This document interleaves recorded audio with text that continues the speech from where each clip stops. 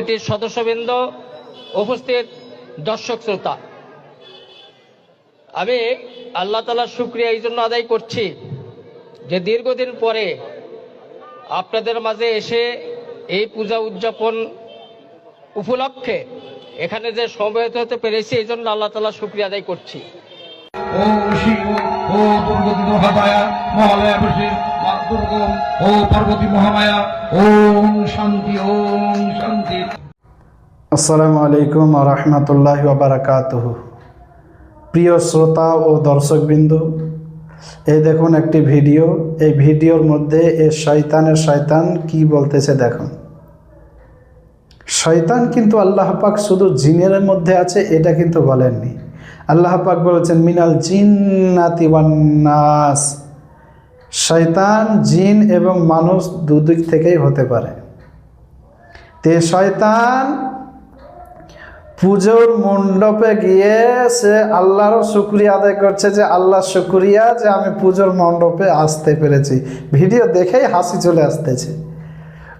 আমাদের আহলুস সুন্নাত ওয়াল জামাতের কোনো ব্যক্তি যদি মাজার জিয়ারত করতে যায় বা কোনো আউলিয়ার কবর জিয়ারত করতে যায় তো সেটাকে শিরিক ও বেদাত বলে। আর এরা পুজো করতে যায়, এরা যে আপনার বুত পুজো করে, এগুলো শিরিক না। কারণ শিরিক হবে কেন? এর পূর্বে একটা ভিডিওতে আপনারা দেখেছেন যে আবু জেহেলেরাও তো ওর মতনই মুসলমান। আবু জেহেলও আগে পূজা করত, শিরিক হবে কেন? আবু জেহেলের নজরেতে পুজো করা শিরিক ছিল না। আবু জেহেলের নজরে ছিল যে আল্লাহ রাসূল সাল্লাল্লাহু আলাইহি সাল্লামের ধর্মটাই বেদাত, মানে বাতিল ধর্ম। আবু জেহেলের নজরে আল্লাহ রাসূলের ধর্মটাকে বাতিল ছিল, বাতিল মনে করতো আবু জেহেল। আর বুত পুজো, মূর্তি পুজো, এগুলোকে আবু জেহেলেরা উত্তম এবং ভালো মনে করত। তো এরা তো ওদেরই আল আওলাদ সন্তানাদে। একটা ভিডিওতে আপনাদেরকে দেখাইনি যে তাদেরই একজন আলেম মাওলানা সে ওয়াজ করতে গিয়ে বলেছে যে আবু জেহেল আমাদের মতনই মুসলমান ছিল। তো এরাও তো তাই, এখানে বুত পূজা করছে, শিরিক লয়, বেদাত লয়, শিরিক হবে না। এগুলো না সবের কাজ করছেন ইনারা, এরা নিকির কাজ করতেছেন। এখানে আল্লাহ পাকের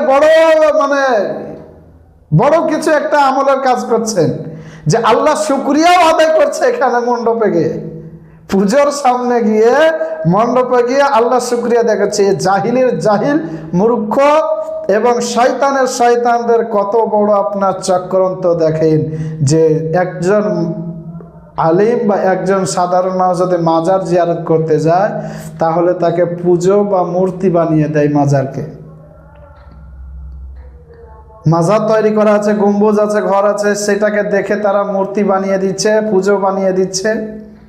তাহলে আল্লাহ রসুলের মাজার তৈরি করে নাই। আল্লাহ রসুল সাল্লাল্লাহু তাআলা আলাইহি ওয়াসাল্লাম জাহেরিতে যখন জিন্দা ছিলেন বা হায়াত ছিলেন তখন আল্লাহ রসুল সাল্লাল্লাহু আলাইহি ওয়াসাল্লামের হাদিস পড়েন, বুখারী শরীফের হাদিস।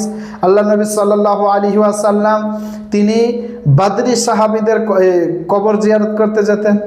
বদরের যুদ্ধে যে সমস্ত সাহাবীরা শহীদ হয়েছেন তিনাদের কবর জিয়ারত করতে যাচ্ছেন। এই সব হাদিসগুলো তাদের নজরে পড়বে না। তো আল্লাহ রাসূল সাল্লাল্লাহু আলাইহি ওয়াসাল্লাম এবং সাহাবীদের সুন্নাত হলো আউলিয়া এবং বুজুর্গদের কবর জিয়ারত করা।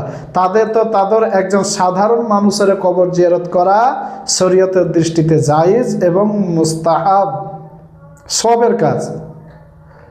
কিন্তু তারা বলে থাকে যে কবরের কাছে চাও। এই কবরের কাছে আমরা কেউ চাই না, কবরের কাছে আমরা কেউ চাই না। তবে হ্যাঁ, আমরা কবরওয়ালার ওসিলা দিয়ে আল্লাহর কাছে চাই, ওসিলা দিয়ে। এবার কেমন ওসিলা? যেমন হযরতে জাকারিয়া আলাইহিস সালাম হযরতে মারিয়াম আলাইহিস সালামের ওসিলা দিয়ে আল্লাহর কাছে চেয়েছিলেন।